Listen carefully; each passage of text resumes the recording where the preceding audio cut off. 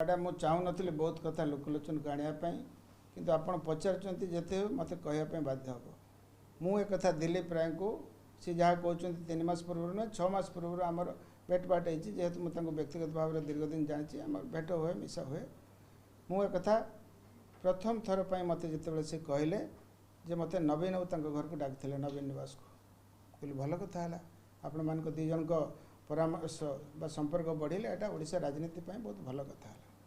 कौन कहले औपचारिक संपर्क एवं जिते बड़े दिलीप राय मनस्थ कले जे मु छिड़ा हाँवाई चाहिए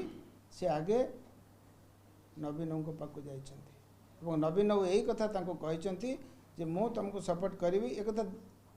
दिलीप राय कैंप्रु उत्तर करी जदि आप इंडिपेंडेंट कैंडिडेट हे से सी मनस्थ कले जे मु इंडिपेंडेंट कैंडिडेट हाँवाई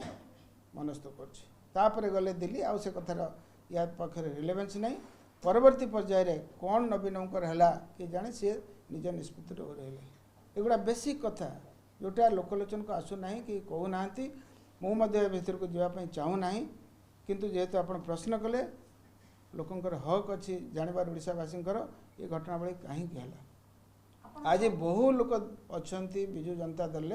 में आत्मीयता अच्छी दिलीप बाबू सहित कारण विजु बाबू प्रति सी जहाँ कर कौटि ना कौटि दुर्बलता विजु बाबू को भल पाता बहु लोक मन भर अच्छी।